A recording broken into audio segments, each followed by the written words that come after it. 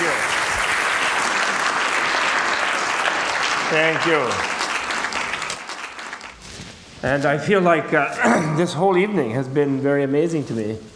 I feel like it's sort of like the Vimalakirti Sutra, an ancient work from ancient India, in which the Buddha appears at the beginning, and a whole bunch of people come to see him from the biggest city in the area of Vaishali.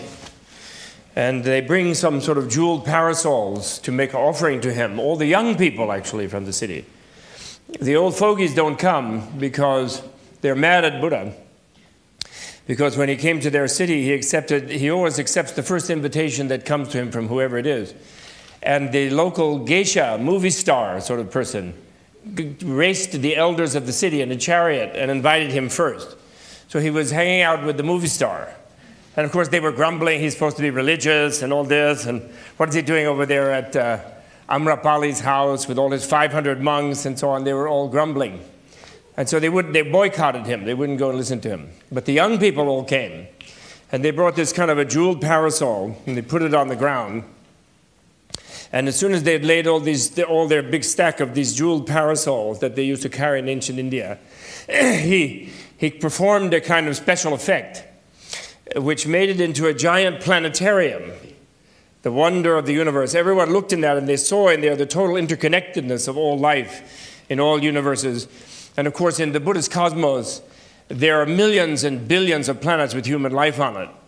And enlightened beings can see the life on all the other planets. So they don't, when they look out and they see those lights that you showed in the sky, they don't just see sort of pieces of matter burning or rocks or flames or gases exploding.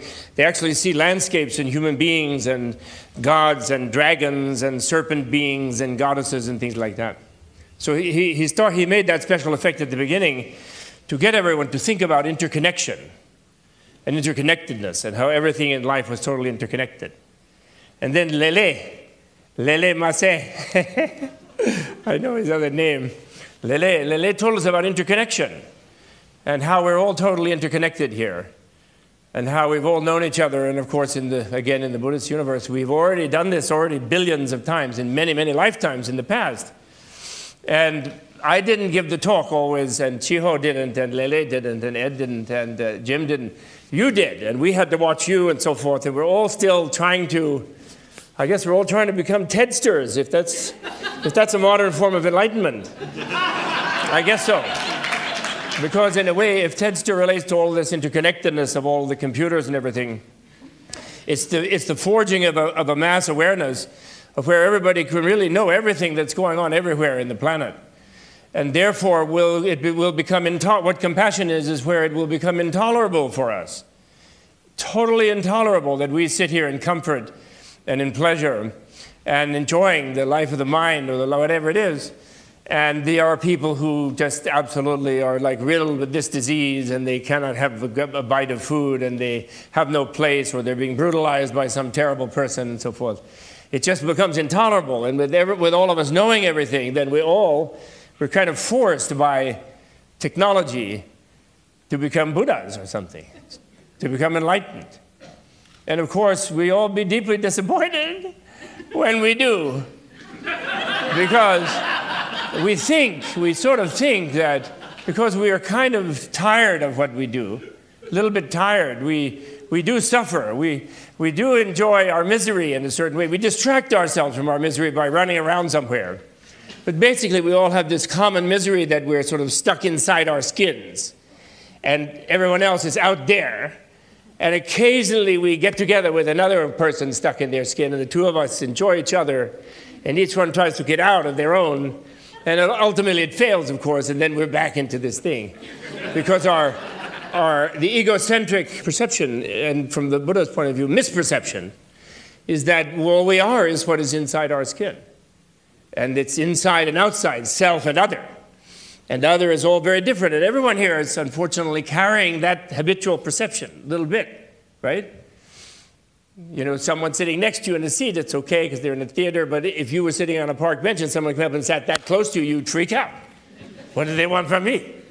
Like, who's that? You know?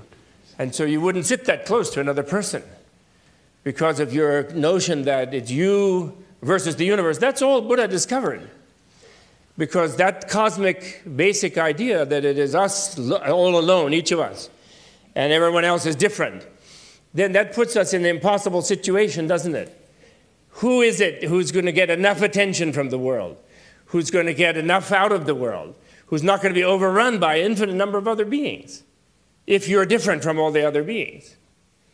So where compassion comes is where you surprisingly discover you lose yourself in some way through art, through meditation, through understanding, through knowledge, actually, knowing that you have no such boundary, knowing your interconnectedness with other beings. You can experience yourself as the other beings when you see through the delusion of being separated from them.